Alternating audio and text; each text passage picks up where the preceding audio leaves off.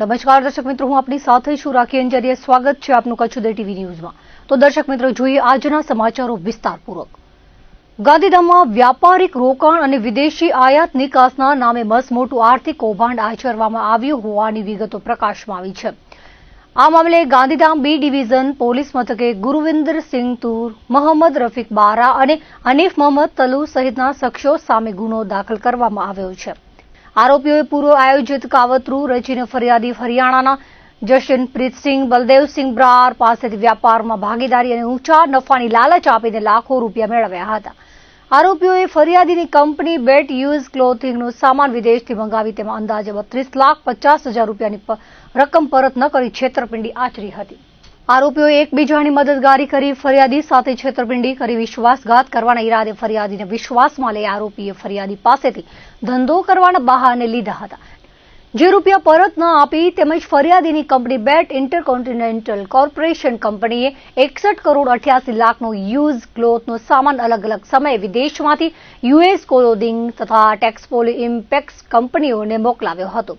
જેમાંથી તેઓએ બંને કંપની દ્વારા ફરિયાદીની કંપનીને કુલ 38 કરોડ 88 લાખ નાણાંની ચૂકવણી કરેલ અને ફરિયાદીની કંપની બેટ ઇન્ટરકોન્ટિનેન્ટલ કોર્પોરેશન કંપનીને બાકી લેવાના નીકળતા નાણાં 23 કરોડ પરત ન આપી ફરિયાદી સાથે વિશ્વાસઘાત કરી તેમજ છેતરપિંડી કરવાના ઈરાદાથી માલની વાસ્તવિક કિંમતથી તેની ઓછી કિંમત દર્શાવી તે રૂપિયા મેળવવા મિલીભગત કરી તથા આરોપીઓએ અરસપરસ નફો વહેંચી લઈ તથા ટેક્સપોલી ઇમ્પેક્સના ભાગીદાર રફીક બારાએ કંપની બેટ કોપ ઇન્ડિયા પાસેથી લીધેલા 96 લાખમાંથી 60 લાખ રૂપિયા પરત ન આપી અને જાનથી મારી નાખવાની ધમકી આપી હતી.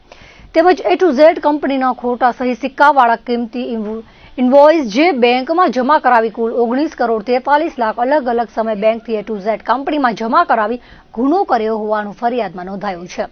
આ સમગ્ર કૌભાંડની પદ્ધતિ ખૂબ જ જટિલ અને સુનિયોજિત હતી, જેમાં આરોપીઓએ ફરિયાદી સાથે વિશ્વાસ કેળવીને તેમની વિવિધ કંપનીઓના નામે વ્યવહારો કર્યા હતા. આરોપીઓએ માલની વાસ્તવિક કિંમત કરતાં ઓછી કિંમત દર્શાવી આર્થિક નુકસાન પહોંચાડ્યું હતું અને બાકી નીકળતી રકમ પરત આપવાને બદલે ફરિયાદીને જાનથી મારી નાખવાની ધમકીઓ પણ આપી હતી. તપાસ દરમિયાન એવું પણ સામે આવ્યું છે કે આરોપીઓએ એક્ટ્રેઝ કંપનીના ખોટા સહી સિક્કાવાળા ઇન્વોઇસ બનાવીને બેંકમાં રજૂ કર્યા હતા. બાંતબર રકમ હડપ કરી લીધી હતી. હાલમાં ગાંધીધામ બી ડિવિઝન પોલીસ દ્વારા આ મામલે સઘન તપાસ હાથ ધરવામાં આવી છે અને આ રેકેટમાં અન્ય કેટલા લોકો સામેલ છે તે દિશામાં પણ કાર્યવાહી તેજ કરવામાં આવી છે. ભચાઉના ભવાનીપુર વિસ્તારમાં એક વંડામાં આગ લાગી હતી અને બાજુમાં ઘર સુધી આગ પહોંચી ગઈ હતી. બનાવ અંગે ભચાઉ નગરપાલિકા અને ફાયર ટીમને જાણ કરાઈ હતી, જેથી ભચાઉ ફાયર ટીમ તાત્કાલિક ઘટના સ્થળે પહોંચી ગઈ હતી અને ઘર તરફ વધી રહેલી આગ પર પણ પાણીનો મારો ચલાવી આગ પર કાબુ મેળવ્યો હતો. સતત 2 કલાકની જહેમત બાદ આગ કાબુમાં આવી હતી. કચ્છ જિલ્લામાં આગામી 26મી ફેબ્રુઆરીથી ધોરણ 10 અને 12ની બોર્ડની પરીક્ષાઓનો પ્રારંભ થવા જઈ રહ્યો છે. જિલ્લા શિક્ષણ અધિકારી સંજય પરમારે વિસ્તૃત વિગતો આપતા જણાવ્યું હતું કે સમગ્ર જિલ્લામાં પરીક્ષાની પૂર્વ તૈયારીઓ પૂર્ણ કરી લેવામાં આવી છે. આ વર્ષે કચ્છ જિલ્લાની કુલ 5 ઝોનમાં વહેંચવામાં આવ્યો છે, જેમાં 56 જેટલા મુખ્ય કેન્દ્રો પર પરીક્ષા યોજાશે. આ પરીક્ષા માટે 161 જેટલી પરીક્ષા બિલ્ડિંગોની વ્યવસ્થા કરવામાં આવી છે, જ્યાં કચ્છના 42,000થી વધુ વિદ્યાર્થીઓ પોતાની પ્રતિભા સાબિત કરશે. આ વર્ષે ગળપાદર જેલના એક કેદી પણ પરીક્ષા આપશે. જિલ્લા વહીવટીતંત્ર દ્વારા તમામ પરીક્ષા કેન્દ્રો અને બિલ્ડિંગોની ભૌતિક ચકાસણી પણ પૂર્ણ કરી લેવામાં આવી છે. પરીક્ષાના સંચાલન માટે જરૂરી સ્ટાફની નિમણૂક પ્રક્રિયા અને તેઓને આપવાની થતી વિશેષ તાલીમ પૂરજોશમાં ચાલી રહી છે. કચ્છમાં દર વર્ષે બોર્ડની પરીક્ષાઓ અત્યંત સ્વચ્છ અને પારદર્શી વાતાવરણમાં યોજાય છે અને ચોરીનું પ્રમાણ નહિવત જોવા મળે છે. જે પરંપરા આ વર્ષે પણ જળવાઈ રહેશે તેવો વિશ્વાસ સંજય પરમારે વ્યક્ત કર્યો હતો. પરીક્ષાના સુચારુ આયોજન માટે જિલ્લા કલેક્ટરના અધ્યક્ષસ્થાને સમીક્ષા બેઠકનું આયોજન પણ કરી દેવામાં આવ્યું છે. આ ઉપરાંત તમામ તાલુકા મથકોએ વિદ્યાર્થીઓને પરીક્ષા અંગે સીધું માર્ગદર્શન મળી રહે તે માટે જિલ્લા શિક્ષણ વિભાગની ટીમો સતત કાર્યરત છે. વિદ્યાર્થીઓમાં પરીક્ષાનો ભય દૂર કરવા માટે આગામી 6 ફેબ્રુઆરીના રોજ વડાપ્રધાન નરેન્દ્ર મોદીના પરીક્ષા પે ચર્ચા કાર્યક્રમનું જીવંત પ્રસારણ તમામ શાળાઓમાં કરવામાં આવશે. આ કાર્યક્રમમાં ધોરણ 6 થી 12ના વિદ્યાર્થીઓ સામેલ થશે. વધુમાં 12મી ફેબ્રુઆરીએ જિલ્લા કક્ષાના એક વિશેષ વર્કશોપનું આયોજન કરવામાં આવ્યું છે, જેમાં સ્વામી પ્રદીપ્તાનંદજી વિદ્યાર્થીઓને પરીક્ષાલક્ષી તણાવ મુક્ત રહેવા માટે પ્રેરક ઉદ્બોધન આપશે. આ સાથે જિલ્લાના વિષય નિષ્ણાંતો દ્વારા વિદ્યાર્થીઓને પરીક્ષામાં શ્રેષ્ઠ દેખાવ કરવા માટેની મહત્વની ટિપ્સ પણ આપવામાં આવશે. આમ કચ્છ જિલ્લાનું શિક્ષણ તંત્ર વિદ્યાર્થીઓની શૈક્ષણિક કારકિર્દીના આ મહત્વના તબક્કાને સફળ બનાવવા માટે સંપૂર્ણ રીતે સજ્જ બન્યું છે. 26મી ફેબ્રુઆરીથી ધોરણ 10 અને 12ની પરીક્ષા શરૂ થનાર છે. ખાસ કરીને આપણે કચ્છ જિલ્લાની વાત કરીએ તો કચ્છ જિલ્લાના અંદર ધોરણ 10 અને 12 એના કુલ 5 ઝોન છે અને આ 5 ઝોનના અંદર ટોટલ 56 કેન્દ્રો ઉપર 161 પરીક્ષા બિલ્ડિંગ, એના અંદર 42,000 કરતાં વધુ વિદ્યાર્થીઓ એ 10 અને 12ની પરીક્ષા આપશે. ખાસ કરીને તમામ પરીક્ષા કેન્દ્રો અને પરીક્ષા બિલ્ડિંગ એની ભૌતિક ચકાસણી કરી લેવામાં આવી છે. ત્યાં આગળ સ્ટાફ સહિતની નિમણૂક પ્રક્રિયા અને એની તાલીમ પ્રક્રિયા અત્યારે ચાલી રહી છે. ખાસ કરીને આપણે જોવા જઈએ તો દર વર્ષે આપણે કચ્છ પરીક્ષા સ્વસ્થ પરીક્ષા અને ખૂબ સુંદર રીતે આપણે પરીક્ષાનું આયોજન કરતા હોઈએ છીએ. એમાં ચોરીનું પણ નહિવત પ્રમાણ હોતું હોય છે. અમે જિલ્લા કક્ષાની જે મિટિંગ અમારી મળવાની છે કલેક્ટર સાહેબના અધ્યક્ષસ્થાને, એનું પણ પ્લાન થઈ ગયું છે અને તમામ સંપૂર્ણ તૈયારી કરી દીધેલી છે. અને અત્યારે હાલના અંદર દરેક તાલુકાઓના અંદર એ બાળકોને સીધું માર્ગદર્શન મળી રહે એ માટે અમારી ટીમો સઘન પ્રયત્ન કરી રહી છે. ખાસ કરીને 6ઠ્ઠી તારીખે એ પરીક્ષા પે ચર્ચા કાર્યક્રમ એ માનનીય વડાપ્રધાન શ્રી 10 થી 12ના અંદર આ તમામ 10મા 12માના અને 6 થી 8ના વિદ્યાર્થીઓ તમામને સંબોધશે. એનું પ્રસારણ એ દરેક શાળાઓના અંદર બતાવવામાં આવશે. અને ખાસ કરીને આપણે જિલ્લા કક્ષાની વાત કરીએ તો આપણે જિલ્લા કક્ષાએ દર વર્ષે આપણે એક વર્કશોપ કરતા હોઈએ છીએ. આ વખતે પણ 12મી ફેબ્રુઆરીએ આપણે વિદ્યાર્થીઓ માટે એક જિલ્લા કક્ષાનો વર્કશોપ રાખેલો છે. એમાં સ્વામી પ્રદીપાનંદજી એ પણ બાળકોને સંબોધશે અને ખાસ કરીને બાળકોના અંદર પરીક્ષાનો હાવ દૂર થાય એ માટે સરસ મજાનું માર્ગદર્શન આપશે. એ જ દિવસે જિલ્લાના વિષય તજજ્ઞો દ્વારા પણ સુંદર મજાની ટિપ્સ આ બાળકોને આપવામાં આવશે. વાગડ વિસ્તારના રાપર તાલુકામાં જિલ્લા માધ્યમિક શિક્ષણ અધિકારી સંજય પરમારના વડપણ હેઠળ સમગ્ર જિલ્લાના વર્ગ 2 આચાર્યો, મદદનીશ શિક્ષણ નિરીક્ષક, CRC કોઓર્ડિનેટર દ્વારા શાળાનું સર્વગ્રાહી મૂલ્યાંકન કરવામાં આવ્યું હતું, જેમાં ખાસ કરીને ધોરણ 10 અને 12ના વિદ્યાર્થીઓ ભયમુક્ત અને શાંત ચિત્તે પરીક્ષા આપી શકે તે માટે વિશિષ્ટ માર્ગદર્શન આપવામાં આવ્યું હતું. ટીમના તજજ્ઞ શિક્ષકોએ સારા ગુણ પ્રાપ્ત કરવા માટે માર્ગદર્શન આપ્યું હતું. વિદ્યાર્થીઓએ પણ મુક્ત મને પ્રશ્નોત્તરી કરી હતી. જિલ્લા શિક્ષણ અધિકારી સંજય પરમારે 7 જેટલી શાળાઓની મુલાકાત લીધી હતી અને વિદ્યાર્થીઓને ઉચ્ચ પરિણામ માટે પ્રેરક સંવાદ સાધ્યો હતો. તાલુકાની 40 જેટલી માધ્યમિક, ઉચ્ચતર માધ્યમિક શાળાઓમાં જિલ્લા શિક્ષણ અધિકારી કચેરી અને જિલ્લા પ્રાથમિક શિક્ષણ અધિકારી કચેરીની સાથે સંયુક્ત 12 જેટલી ટીમ દ્વારા વાર્ષિક નિરીક્ષણ કરવામાં આવ્યું હતું. ટીમોએ વહીવટી અને શૈક્ષણિક બાબતો ચકાસી જરૂરી સુધારાઓ માટે સૂચનો કર્યા હતા. વાગડ વિસ્તારમાં માધ્યમિક શિક્ષણનું સ્તર ઊંચું લાવવા માટે જિલ્લા માધ્યમિક શિક્ષણ અધિકારી સંજય પરમારે કેમ્પ યોજ્યો હતો. વિદ્યાર્થીઓ અને વિદ્યાર્થીનીઓને ભયમુક્ત બની ધોરણ 10 અને 12ની પરીક્ષા આપવા માટે તંત્ર દ્વારા આગોતરી તૈયારી કરવામાં આવી હતી. ખાસ કરીને અત્યારે જે 10મા 12માની પરીક્ષા આવનાર છે એ સંદર્ભે દરેક તાલુકાના અંદર, દરેક શાળાઓના અંદર એ બાળકોનો હોંસલો વધારવા માટે, એના અંદર પરીક્ષાનો હાવ દૂર કરવા માટે અને બાળકોને સીધી ટિપ્સ આપવા માટે એ અમે આજે અમારી સમગ્ર ટીમ, અમારી ટોટલ 13 ટીમો હતી અને રાપર તાલુકાની ટોટલ 40 સ્કૂલોના અંદર અમારી આ ટીમોએ મુલાકાત લીધો અને ખાસ કરીને વિદ્યાર્થીઓ સાથે સીધો સંવાદ કર્યો. એમને ટિપ્સ આપવામાં આવી, એમનો હોંસલો વધારવામાં આવ્યો. જે શિક્ષકોએ સુંદર કામગીરી કરેલી હતી એની પીઠ થાબડવામાં આવી અને લગભગ આખા દિવસ દરમિયાન અમે રાપર તાલુકાની લગભગ મોટાભાગની શાળાઓ કવર કરી છે. મેં પોતે પણ 7 શાળાઓની મુલાકાત કરી અને તમામ બાબતો, એની ભૌતિક સુવિધા સહિત તમામે બાબતોની ચકાસણી કરી.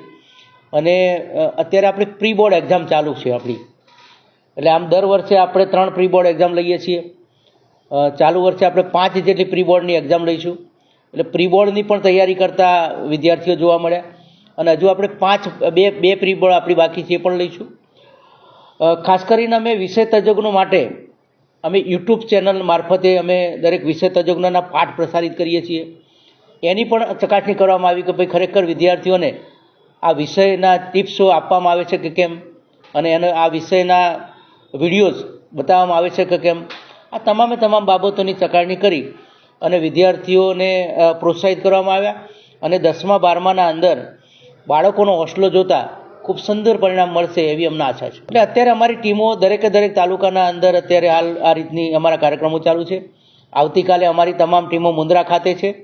એટલે દરેકે દરેક તાલુકાના અંદર આ જ રીતે અમારી ટીમો અને હું પોતે ત્યાં વિઝિટ કરી અને આપણે વિદ્યાર્થીઓ અને વાલીઓ આ બધાને એક સરસ મજાનો સંદેશો જાય અને બાળકો સુંદર રીતે તૈયારી કરીને 10-12ની પરીક્ષા આપી શકે એ માટે અમે અમને પ્રોત્સાહિત કરી રહ્યા છીએ.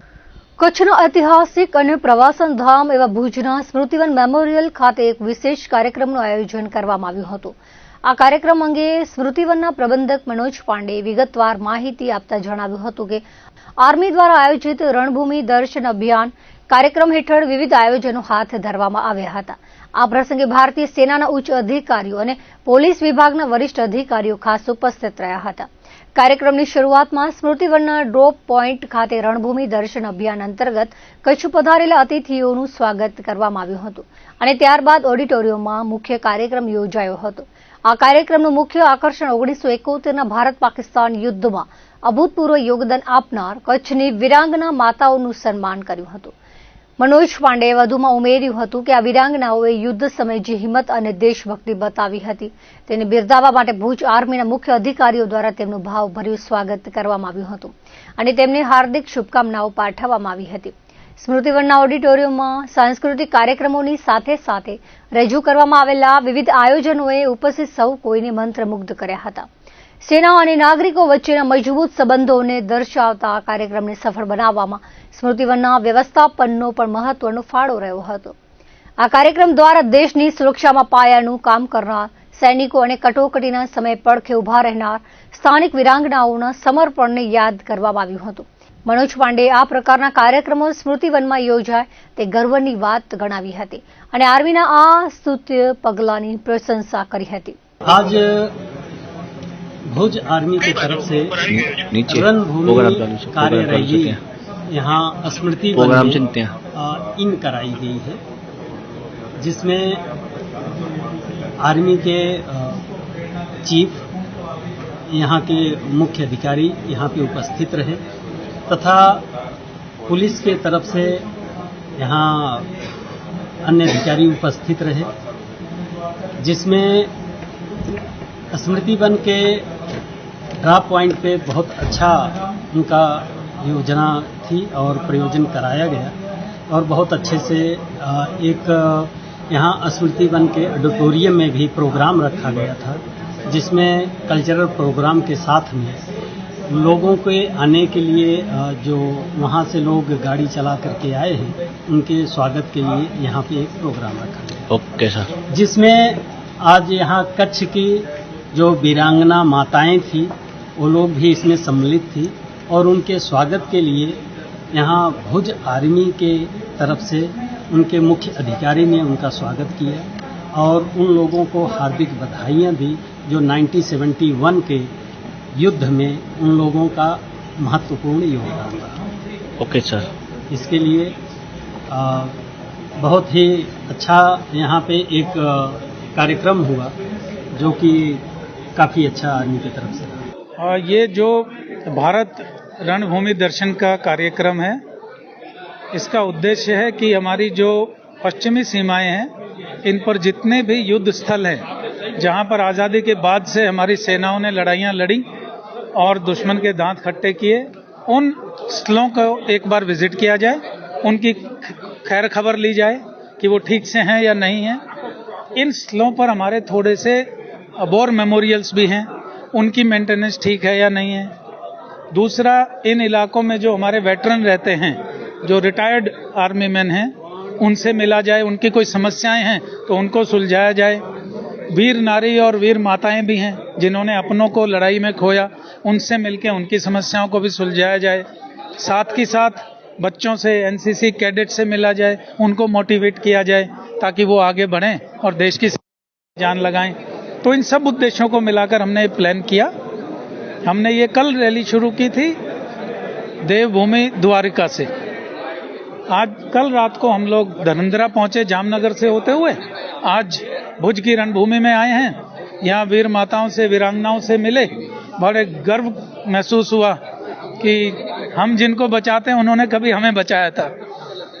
तो उनका आशीर्वाद लिया और इसके बाद हम बॉर्डर के साथ साथ नलिया होते हुए, कोटेश्वर होते हुए पूरा रण क्रॉस करेंगे, बीओपीज में जाएंगे, बीएसएफ और आगे जो सैनिक हैं उनसे मिलेंगे और वापस राजस्थान होते हुए दिल्ली में 25 फरवरी को इसको क्लोज करेंगे। गुजरात, राजस्थान, पंजाब और हरियाणा, इन 4 स्टेट को हम कवर करेंगे और यहाँ से निकलने के बाद जितनी भी रातें हमारी हैं वो सब बीओपीज में ही गुजरेंगी, जो हम कोटेश्वर से शुरू करेंगे, डोरडो, ढोलावीरा, नादाबेट और इधर से होते हुए राजस्थान के साथ साथ कम से कम 8-10 बीओपीज में हमारी रात कटेंगी, ताकि उन जवानों के साथ जो आगे सीमा पर बैठे हम जाएंगे, बात करेंगे, उनको भी अच्छा लगेगा, हमें भी प्रेरणा मिलेगी। सर, आप वीरांगनाओं से मिले तो आपको कैसा महसूस? बहुत अच्छा महसूस हुआ। आज पहली बार इतना गौरव महसूस हुआ।